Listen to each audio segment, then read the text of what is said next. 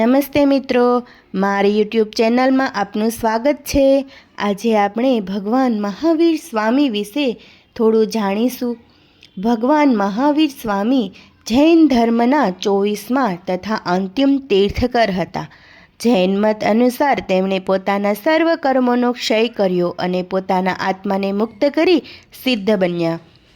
તેઓ ઈસવીસન પૂર્વે 599-527 દરમિયાન થઈ ગયા। વિરહમાન જૈન સિદ્ધાંતોનો પાયો તેમણે નાખ્યો છે। તમિળ ભાષામાં તેમને અરુણકાણ અથવા અરુણાકાદેવન કહે છે। ગ્રંથોમાં તેમનો ઉલ્લેખ વર્ધમાન વીર કે વીર પ્રભુ, સન્મતિ, અતિવીર અને જ્ઞાતપુત્ર તરીકે પણ થયો છે। મહાવીર સ્વામી 24મા જૈન તીર્થકર। કમળ મુદ્રામાં બેઠેલા મહાવીર સ્વામીની મૂર્તિ રાજસ્થાન, ભારતમાં આવેલી છે। તેમના અન્ય નામો વીર, અતિવીર, વર્ધમાન, સન્મતિ, નાયક, શ્રમણ ને ગ્રંથ। ધર્મ જૈન ધર્મ। પુરોગામી પાર્શ્વનાથ। પ્રતીક સિંહ। ઉંમર 72 વર્ષ। વૃક્ષ સાલ। વર્ણ સોનેરી। માતા પિતા સિદ્ધાર્થ પિતા અને ત્રિશલા માતા। સહોદર નંદીવર્ધન। કાંગડા કિલ્લાની ટોચ પર આવેલા મંદિરની મહાવીર સ્વામીની મૂર્તિ, જેને મહાવીરની મૂળ પ્રતિમા માનવામાં આવે છે। જન્મ કલ્પસૂત્રમાં દર્શાવેલ રાણી ત્રિશલા અને તેના 14 સ્વપ્નો। રાજકુમાર વર્ધમાનનો જન્મ। શ્રમણ ભગવાન મહાવીર સ્વામીની મૂર્તિ તેમના જન્મસ્થાન ક્ષત્રિય કુંડ, બિહારમાં આવેલી છે। મહાવીર સ્વામીનો જન્મ વર્તમાન બિહારના વૈશાલી જિલ્લામાં પટનાથી 29 માઇલ દૂર આવેલા બેસદ્દા પટ્ટી નજીક આવેલા કુંડલ ગામમાં ચૈત્ર સુદ 13ના રોજ થયો હતો। આ દિવસે આજના ગ્રેગરિયન કેલેન્ડર પ્રમાણે 12 એપ્રિલનો મનાય છે। તેમના પિતાનું નામ સિદ્ધાર્થ રાજા અને માતાનું નામ ત્રિશલા દેવી હતું। એવું માનવામાં આવે છે જ્યારે તેઓ માતાના ગર્ભમાં આવ્યા તે સમયથી રાજ્યમાં રિદ્ધિ સંપદા વધી હતી, આથી તેનો વર્ધમાન પણ કહે છે। માતાના ગર્ભમાં તેમના ચ્યવન પછી ઘણી સારી ઘટનાઓ ઘટી હતી, જેમ કે વૃક્ષો આદિ અને વિપુલ પ્રમાણમાં ફૂલોનું ખીલવાનું આદિ। રાણી ત્રિશલાને 14 શ્વેતાંબર મત પ્રમાણે 14 અને દિગંબર મત પ્રમાણે 16 શુભ સ્વપ્નો આવ્યા હતા, જેને જૈન પરંપરામાં એક મહાન આત્માના અવતરણનું ચિહ્ન મનાય છે। જૈન પરંપરામાં એવું માનવામાં આવે છે કે તીર્થકરના જન્મ પછી દેવતાઓના રાજા ઇન્દ્ર તીર્થકરને મેરુ પર્વત ઉપર લઈ જઈ દૂધ આદિથી તેમનો અભિષેક કરી તેમનો જન્મ ઉત્સવ ઉજવે છે અને ત્યારબાદ તેમની માતાને સોંપી દે છે। તેમનો જન્મદિવસ મહાવીર જનકલ્યાણક સ્વરૂપે ઉજવવામાં આવે છે, જે વિશ્વના સૌ જૈનો માટે એક મહત્વપૂર્ણ તહેવાર હોય છે। શરૂઆતનો કાળ રાજા સિદ્ધાર્થના પુત્ર રાજકુમાર તરીકે રહ્યા હતા। આધ્યાત્મિક શોધ 30 વર્ષની ઉંમરે મહાવીરે સંસારનો ત્યાગ કર્યો। તેમણે તેમનું રાજ્ય, પરિવાર અને ભૌતિક સુખો આદિનો ત્યાગ કર્યો અને 12 વર્ષની સંયમી જીવન ગાળ્યું। આ 12 વર્ષ દરમિયાન તેમણે મોટા ભાગનો સમય ધ્યાન અને આત્મચિંતનમાં કાઢ્યો। તેઓ માનવ, પ્રાણી, વનસ્પતિ સહિત સર્વ જીવોનું જતન કરતા અને તેમને દુઃખ ન પહોંચે તેનું ધ્યાન રાખતા। તેમણે વસ્ત્રો સહિત વિશ્વની સર્વ ભૌતિક વસ્તુઓનો ત્યાગ કર્યો અને વિતરાગી ત્યાગમય જીવન જીવતા। સાધના અને તપમાં સમય દરમિયાન તેમણે પોતાની ઇન્દ્રિય પરના અનન્ય કાબુ અને સહનશીલતાનું પ્રદર્શન કર્યું। તેમની આવી વીરતાના પ્રદર્શનને કારણે તેમનું નામ મહાવીર પડ્યું। આધ્યાત્મિક સફરનો આ તેમનો સુવર્ણ કાળ હતો, જેના અંતે તેમણે અરિહંત પદવી મેળવી। સંયમી જીવન કલ્પસૂત્ર નામના જૈન ગ્રંથમાં મહાવીર સ્વામીના સંયમી જીવનનું ખૂબ વિસ્તારપૂર્વક વર્ણન કરવામાં આવેલું છે।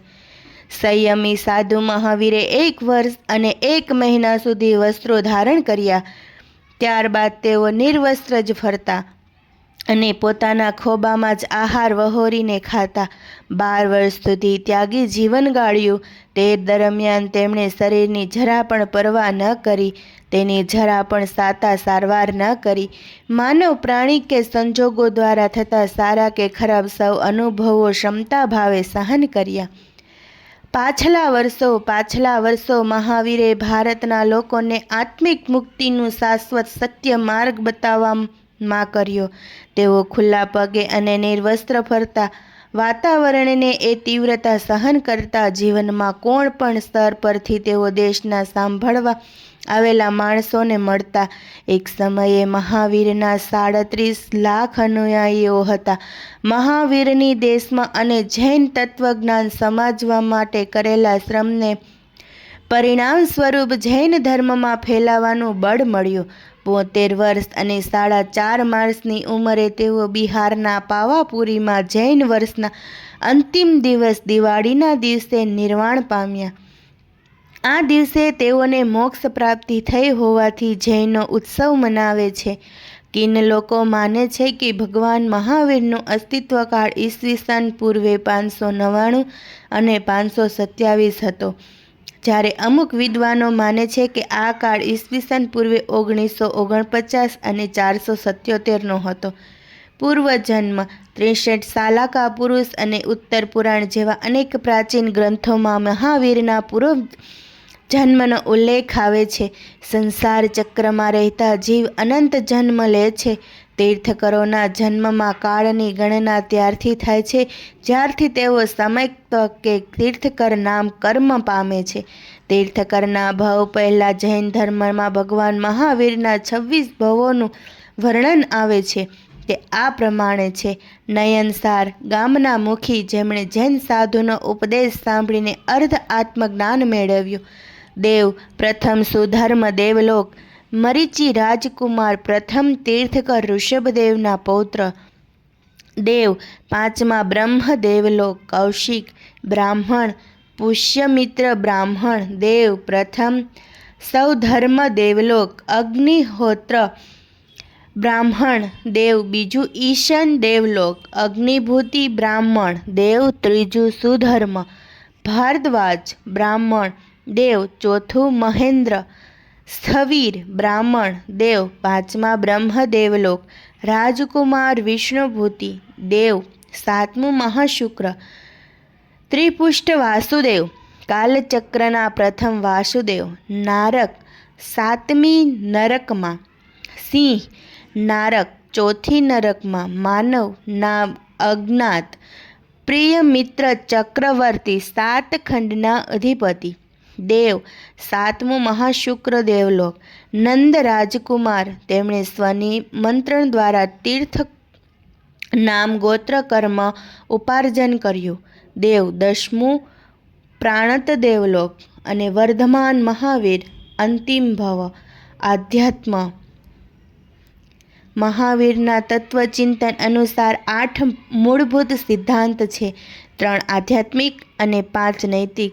જેનો ઉદ્દેશ જીવનની સ્તરની ઉન્નતિ છે. મહાવીરે શીખવાડ્યું છે કે અનંતકાળથી દરેક જીવ આત્મા તેણે કરેલા સારા અને ખરાબ કાર્યને પરિણામે તે ધાર્મિક અણુઓ દ્વારા બંધાયેલા છે. ક્રમો દ્વારા થયેલી ભ્રમણાને પરિણામે જીવને ભૌતિક દુનિયાની સુખ સમૃદ્ધિની હંગામી સામગ્રીમાં સુખ દેખાય છે, જેને પરિણામે જીવનમાં સ્વાર્થ સબર હિંસક વિચારસરણી અને કાર્યો કરે છે. આગળ જતાં તેને કારણે ક્રોધ, નફરત, લાલચ અને અન્ય દુર્ગુણો વિકસે છે. આને કારણે આગળ જતાં વધુ કર્મો બંધાય છે. આત્માની મુક્તિ માટે મહાવીરે 4 વસ્તુ જરૂરી ગણાવી હતી: સમ્યક દર્શન, સાચો વિશ્વાસ; સમ્યક જ્ઞાન, સાચું જ્ઞાન; સમ્યક ચરિત્ર, સાચી વર્તણૂક. જૈન તત્વની સાચી વર્તણૂક સમ્યક ચરિત્રનું હાર્દમાં 5 મહાવ્રતો રહેલા છે. અહિંસા, કોઈ પણ સજીવને કાંઈ પણ હાનિ ન પહોંચાડવી. સત્ય, હંમેશા સત્ય બોલવું.